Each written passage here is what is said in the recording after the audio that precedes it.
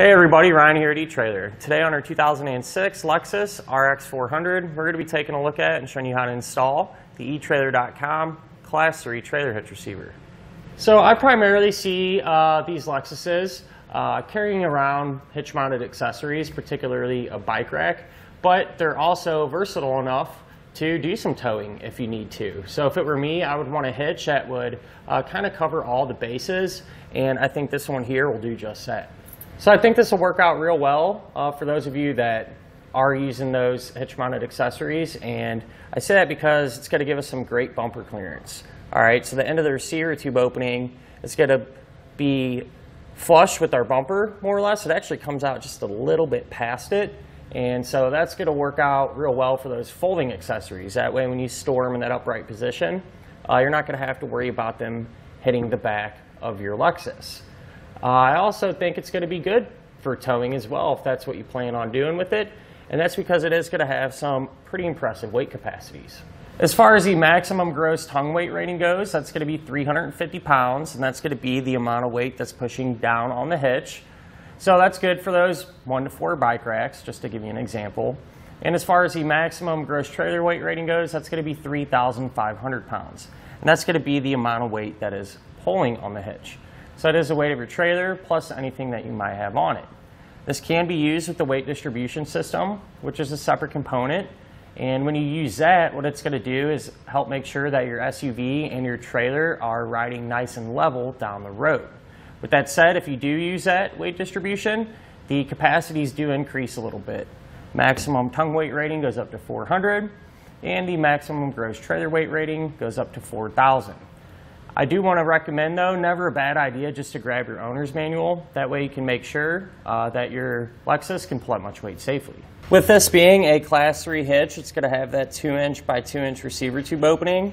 That's a really common size, and a ton of different accessories will work with it. It's going to have a reinforced collar there on the end for extra strength, and it's going to utilize that standard 5/8 pin hole. Now keep in mind, a pin and clip does not come included, but if you need one, you can grab it here at eTrailer. You're going to have plate-style safety chain openings, which are nice and thick, and should give us enough room to use pretty much any size hook that we might have. Now I'm going to give you a couple of measurements, and you can use these to help figure out which hitch-mounted accessories to get. From the ground to the top inside edge of the receiver tube opening, that's going to be about 15.5 inches. So if you do plan on doing some towing, you can either use a ball mount with a straight shank or one that has a very slight rise. From the center of the hitch pin hole to the edge of our rear bumper, that's going to be about 1 inch. And you can use that measurement to figure out that if any folding accessories you might have can indeed be stored in that upright position without contacting the bumper. So at the end of the day, a hitch you really can't go wrong with. You know, it's going to help you do those things that you set out to do. Now, as far as the installation goes, you would think a Lexus, it may be kind of complicated, and honestly, that's really not the case. There's a few small parts that you have to take off. They're really easy to get to, and more or less, a hitch just kind of bolts right up into place. So, shouldn't give you a whole lot of issues or take up a lot of your time. Speaking of which, let's go ahead and put it on together now. To begin our installation, we're going to be here underneath the back of our Lexus, and over here on the driver's side, we're going to need to remove this panel. So we're going to have a few different types of fasteners. First one's going to be a push pin type, which is right here.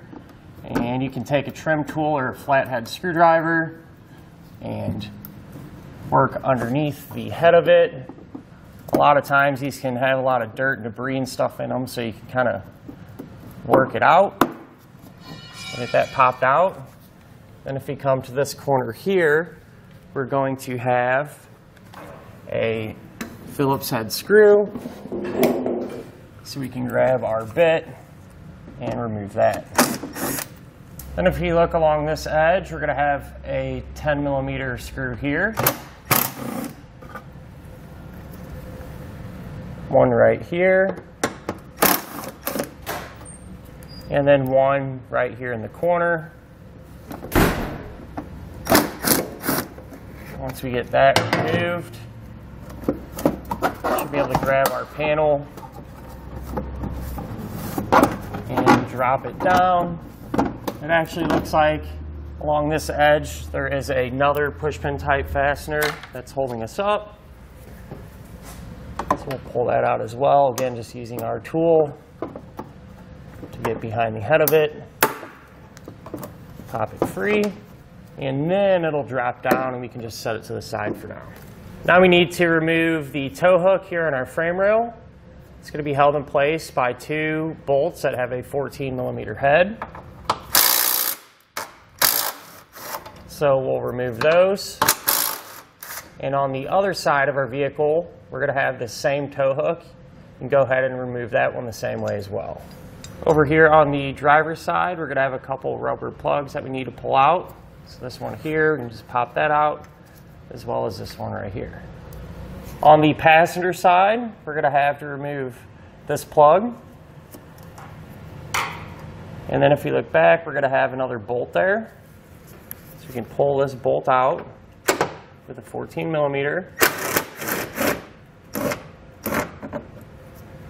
And since this part of our underbody panel over here, this little edge is going to be in the way of the hitch, we can come back and get this trimmed off out of the way. So if you kind of just pull your panel down, you can get this edge trimmed off. I'm just going to use a pair of tin snips since it is relatively thin plastic. We'll just remove that material, that way it won't be in the way when we go to put our hitch up.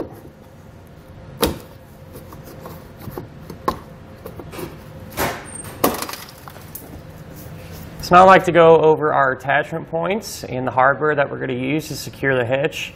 And they're going to be identical on each side, not only the attachment points, but the hardware combination as well. So we're going to have 3 weld nuts on the bottom of our frame rail, one here, here, and there.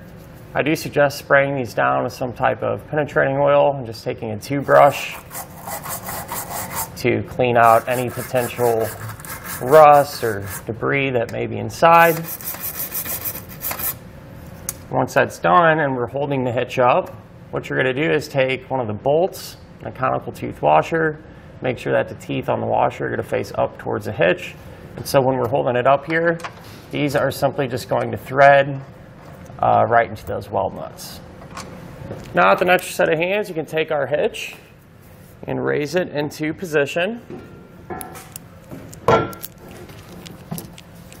Get the holes lined up, and you want to take your hardware and get at least one started on each side, hand tight. That way the hitch will support itself while we work on the rest of the bolts.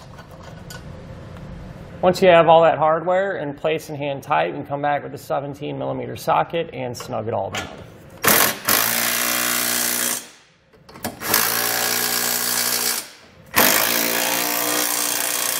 Now we need to make sure to come back with a torque wrench and tighten down all of the hardware to the amount specified in the instructions.